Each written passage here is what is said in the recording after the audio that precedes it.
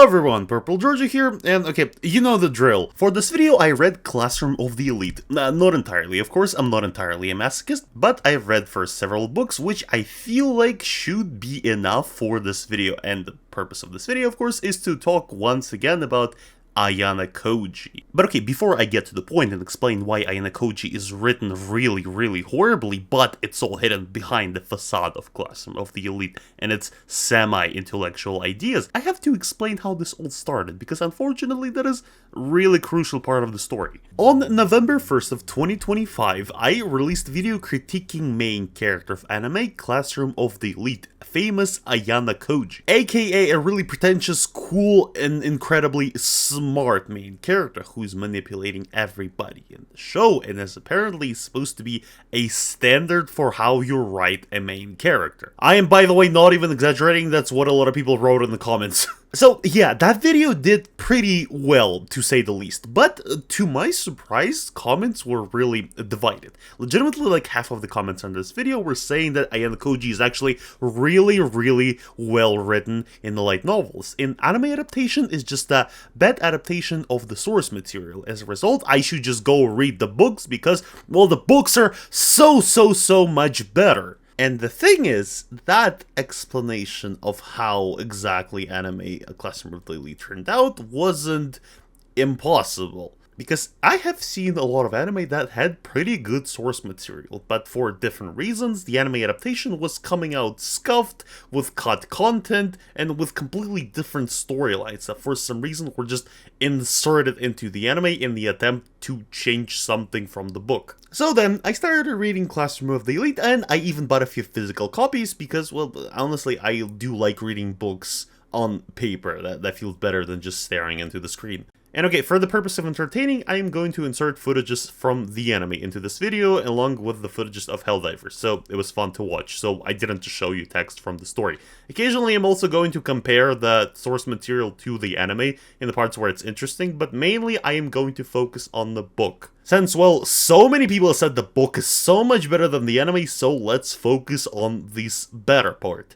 Okay, in the original video, I was mostly focusing on two things. First, how Ayanakoji being really smart and intelligent is not really shown. Most of the time in the anime, he's just guessing the right answers for the established problem, and the plot just conveniently allows him to look smart. Because literally anytime Ayanakoji decides to solve a problem of any kind, he's just always correct. He's correct by default. And the second, that Ayanakoji essentially as a character in the end turns out to be just an emotionless piece of shit.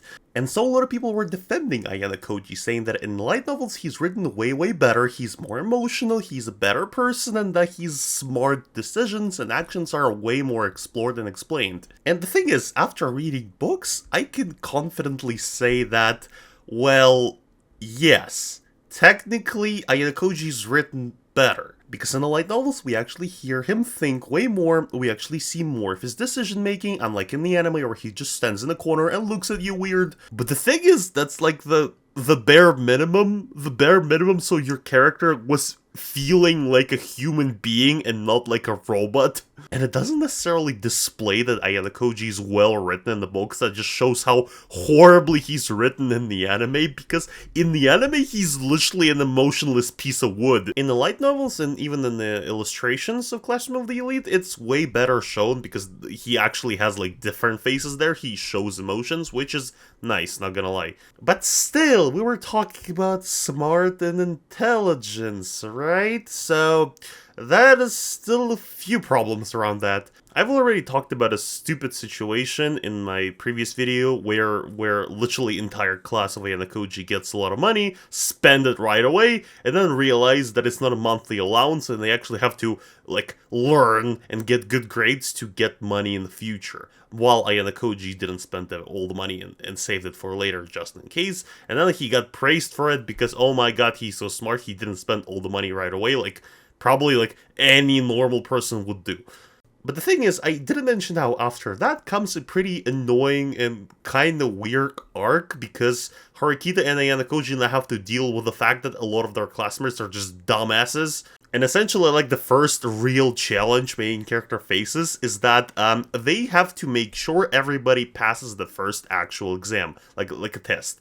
And if they don't, their class will like lose points, and I remind you, the whole point of this very unique government school that Ayanakoji attends is that they have to earn good grades, and by earning good grades they earn points, the rating of their class rises, and only one of the 4 classes with the best rating like can graduate. So like succeeding in all of the exams is pretty important. As a result, the entirety of the first arc is Haruhito and Ayanakoji just trying to force other 3 idiots to study at least a little bit. And I'm gonna tell you exactly how main character manages to solve that problem, because essentially their arc is not even like really interesting. It dives a little bit into each character, explaining why each one of them can't just study, but none of these characters are particularly likable, so I'm just gonna skip it. So in the end, you know how Ayanakoji made sure that they're all studied and actually try to get good grades?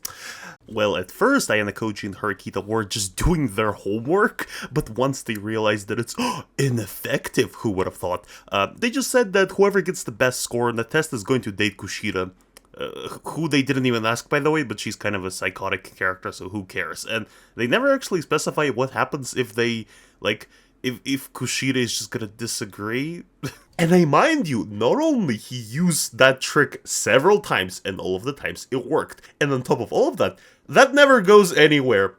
They never actually go through dating or anything, like even fake dating or awkward dialogue mentioning this deal. No, they'll forget about it right after the exam, so this looks even weirder. And the funniest part of that, all of that doesn't matter anyway, because Ayanakoji just went to the 2nd graders, him being the 1st grader in the school, and asked for the answers to this exam. Like, he just asked, assuming that the test is gonna be the exact same for all of the grades. But then, because this educational system is a freaking joke, of course test D turns out to be the exact same. It's never been changed once, so just giving the answers to all of the slackers somehow works. Except for one guy, because apparently even when you have the answers, you still somehow manage to fail. So once again, the smart decision-making on Ayanakoji's part doesn't feel really smart, because it doesn't feel like his plans should actually work. How come the test never been changed throughout the years? Isn't that an obvious loophole? I feel like the government school should have noticed that the students will probably sell or just tell answers to other students so they can pass exams fair and square. Oh, but wait a minute. No, obviously, because this is a government school, I remind you. So the way they score your test is like special or something. And it's also really stupid too, because the teacher never actually explains how exactly they get their grades, how exactly they're tested, because getting simply the right answers is not always gonna cut it. Sometimes the exam is an exam in itself, and like they're testing you with something, because apparently Ayanakoji concludes that the test itself is like a trick or something, and the right way to pass it is to actually go to students 1 year older than you and ask them for the right answers. Like, that's the only way to pass the exam, he suggests. And this is technically where Facade of Classroom of the Elite shows up, because on the surface, there is a smart story that feels smart when you read it.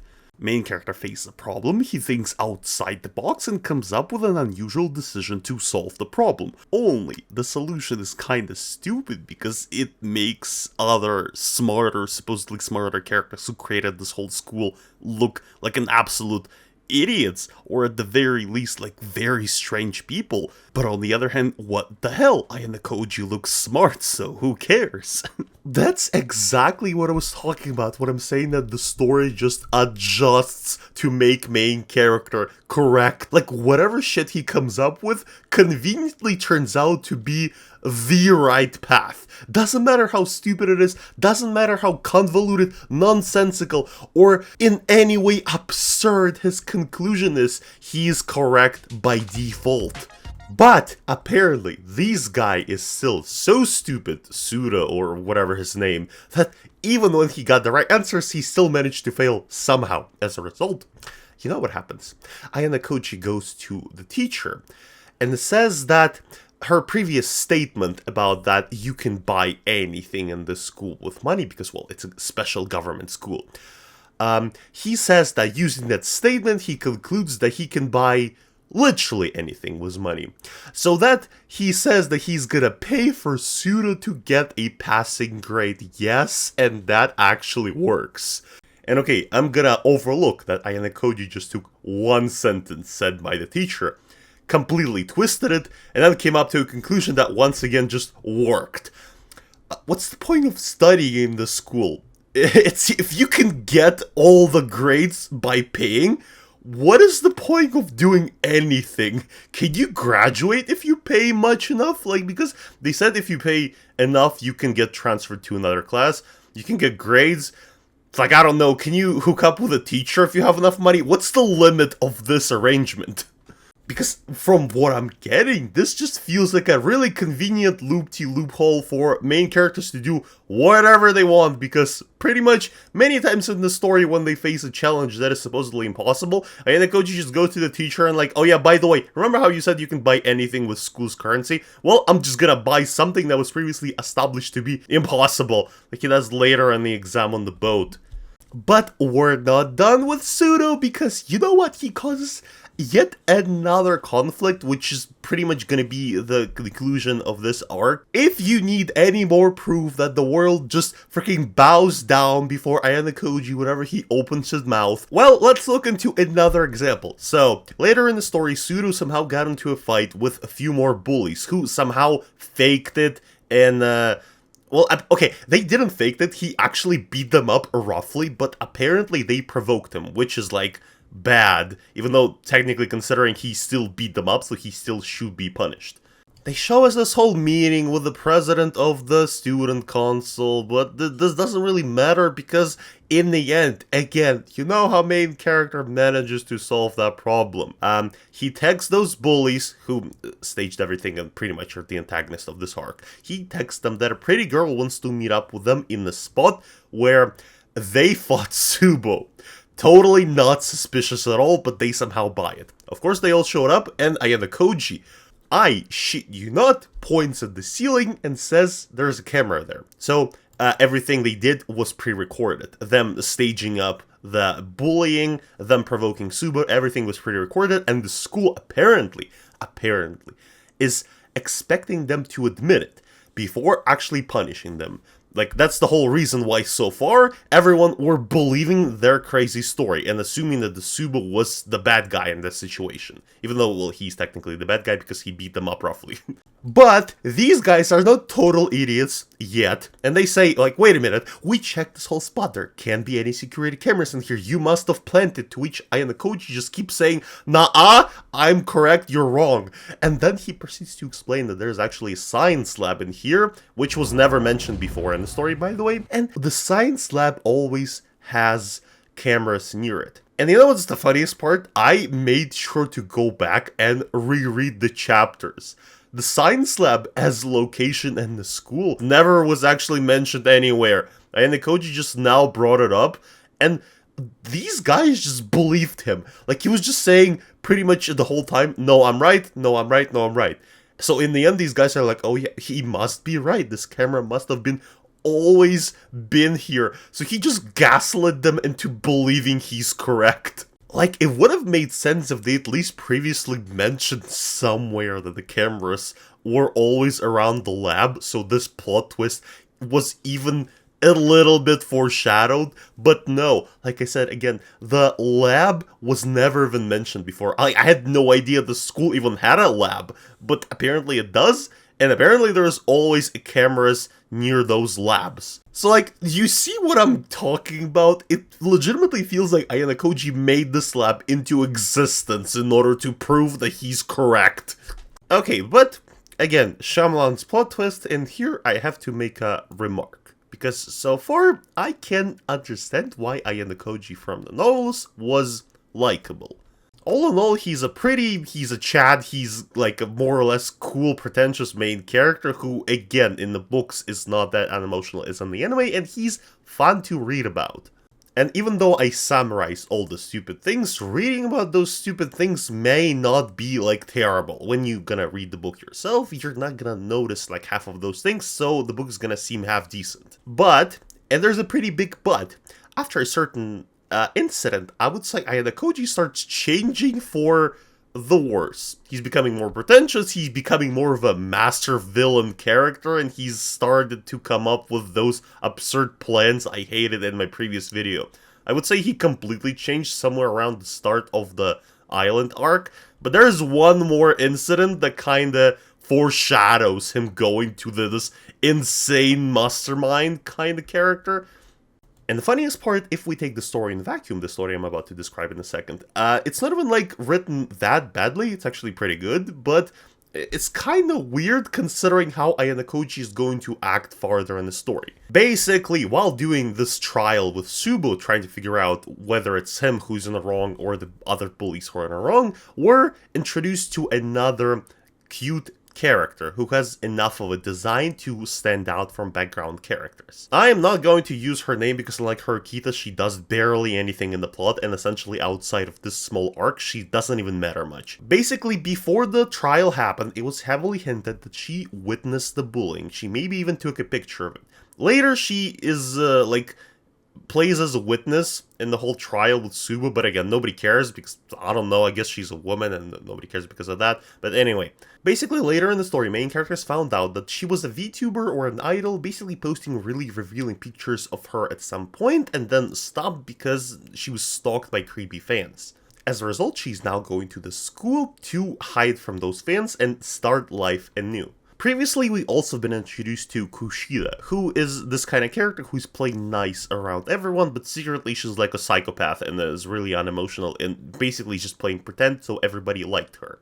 Yeah, it's the same character who grabbed Ayanakoji's hand, made him touch her breast, and then claimed that she's gonna go to the teacher and accused him of assaulting her, but whatever. Basically, once Ayanakoji and Kushida found out this girl was an ex-YouTuber, they decided to post pictures of her, like revealing pictures of her in the school's group chat.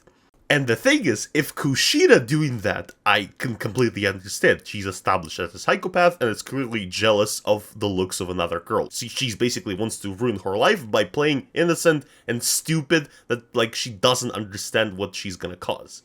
But why Ayanakoji doesn't see anything wrong with posting revealing pictures of this girl into a group chat? Well, they later have been into one of the shops, and it's been heavily implied that one of those workers in the shops is one of the stalkers that have been stalking this girl all this time, and he's basically found her even in this elite school. So as a result, them posting this picture in the group chat made the stalker realize who his actual target is. He started assaulting her later in the story. Unironically, they even showed it in the anime. Main character came up, revealed himself, and scared the stalker away. And apparently, this was like his master plan to get this girl attached to him, because now she thinks he's a hero, because he saved her from a stalker. And I'm like reading all of that, and I'm like, okay, that was a little weird, especially considering before that, Ayanakoji wasn't doing any, like, psychotic mastermind plans. And, okay, well, I'm saying apparently because I have really no idea why Ayanakoji has even done that. It's never properly explained. Why didn't he stop Kushida from posting those pictures in the first place? He just does that, so it seems either like a somewhat of a master plan or just like a dumbass decision, so either way, it's not looking good. But again, the dumbest part is that it doesn't even go anywhere. He doesn't end up using this girl for any kind of other plans. He basically just messed her up even more, probably gave her trauma for zero reasons. I guess just to look cool. And I really don't like that in this story, because there's several instances where Ayanakoji does something messed up like that, playing on characters' trauma, enforcing it for his own amusement, essentially, because in the end, in the plot, it's never really explored far enough. He just does it for maybe like one cool moment, and then pretty much everyone just forgets about it. Like even the situation with Kurizawa, because I still don't get it. Like a lot of people in the comments were legit defending Ayanakoji in the situation, and I legitimately don't understand how can you even defend that. I remind you, main character realized that this girl was bullied. He helped her bullies cornering her, beating her up. And again, I want to point out, in the book, they legit beat the shit out of her. In the anime, they like slap her, but in the book, they freaking kick her in any ways possible. They even bring another girl, just so they can force her to bully Kuroizawa for their own amusement. Ayanakoji then shows up, plays farther into her trauma, threatens her more, and then plays the White Knight, says that he's gonna protect her, but he doesn't even do that according to later arcs. And apparently the peak of fiction in this story is that Kuroizawa apparently affected by the Stockholm Syndrome so much, she legitimately falls in love with Ayanakoji later in the story. So you probably imagine my face as I'm reading all of that, and then expect like, apparently people expected me to read this and say that, yeah, that's some decent writing. Like, bruh, seriously? Bruh, if you love stories about manipulative, rich, cool, badass, cold main characters, I don't know, go read Count of Monte Cristo. That book came out in 1800s and it's still the best example of the genre. The stupidest part is that it all could have worked narratively. If the main character is a piece of shit, that's not necessarily a problem. There's plenty of stories about characters who are legit villains, but they're still the main characters. Artemis Fowl was pretty much a good example of that. That's the story about a character, at least at the very start in the first book, where the main character is a villain. He doesn't see any problems with kidnapping people, threatening people, and torturing people. Well, because that serves his plan. Ayanakoji, on the other hand, does all of that shenanigans, but it doesn't go necessarily in any direction that would do anything. He just does it pretty much so those girls were attracted to him, and like, that's it. That doesn't go any farther than that. But in addition to what I've just described, in the book, at least in my opinion, there is this like really annoying, convoluted way to try to escalate a thought process of the main character. It's kind of hard to explain. I'm gonna explain it in details in a second. But basically, it kind of goes like that.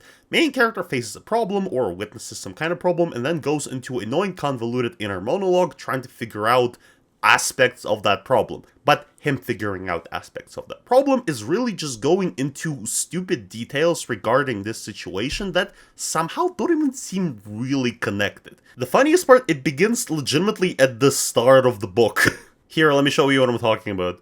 The book actually starts with a prologue, but let's save it for later because, oh boy, it's a different kind of muffin. When the book actually starts, in the first chapter, we're introduced to Ayanakoji and Horikita in a small scene where they're talking about a month into a school year.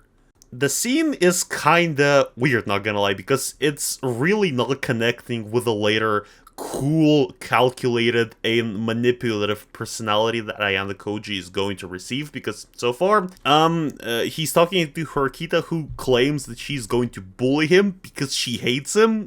She says that, by the way, after she stabs him with a divider. I mean, like, after Ayanakoji pleads to not be bullied, she says it's a joke. And then we cut to the scene where they met, which is that scene from an anime in School Bus. The scene is really weird because essentially the whole purpose of it is another pseudo-philosophical discourse about how youth are better than old people, essentially. You see, the whole point is Ayanakoji's arrogant classmate is refusing to give a seat to some grandma, even though it's in the book established, by the way, that the seat is specifically reserved for old people, for seniors.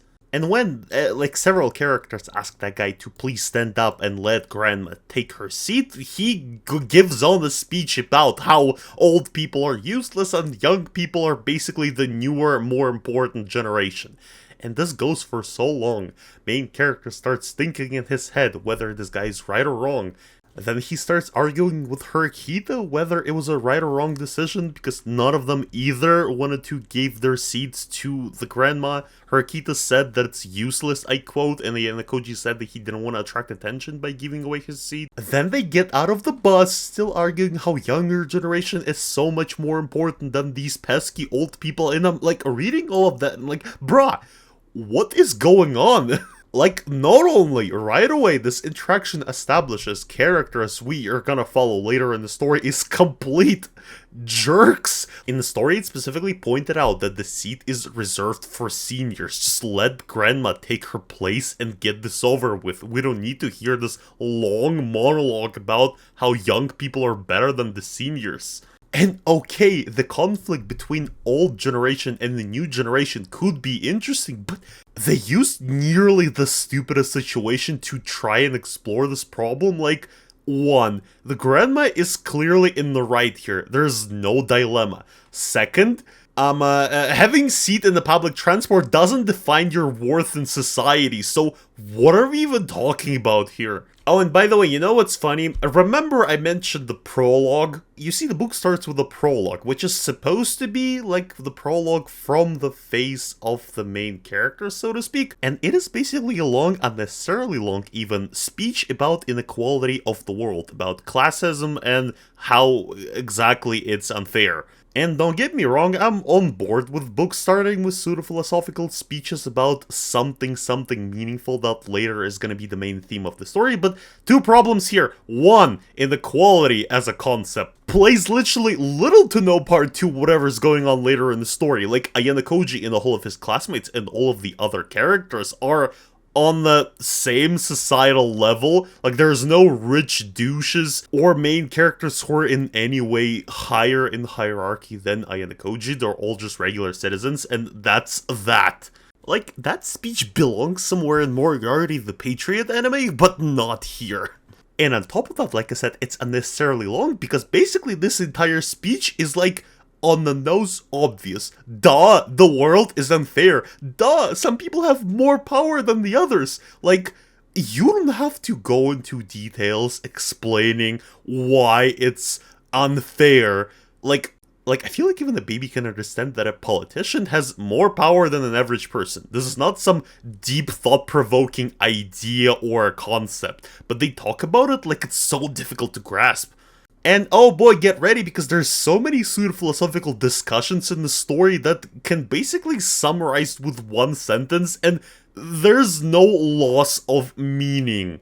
Like, after main character first time gets into a class, he has this long annoying inner monologue about how he should talk to some people to become friends with them, but instead of coming to any classmate and starting a conversation, he continues the inner monologue, debating whether or not he should do it, weighing all the pros and cons, thinking what defines a friend, how do people start relationship, and I'm not even joking, he actually does that. And I mind you, that's not like ADHD representation, he just does that randomly, like randomly starts thinking about some deeper meaning of simpler things, and it's supposed to be cool, but it just feels stupid, because again, it's not that deep, bro. And okay, at that point, I think we're done. And that's enough for this video. I feel like I covered everything I want to talk about, and I feel like that was long enough for you to listen about the Ayanakoji's writing in the novels. If you like this video, like it, tell me in the comments if I missed anything. Maybe I'm still wrong and I need to read farther into the light novels, because, well, there's still about a dozen books. Subscribe, and don't forget to follow me on Twitter and Twitch. I'm still considering streaming, I just don't have time because literally I'm working on these videos, I have a job, and have college, which I'm actually considering dropping, so whatever. Yep, bye!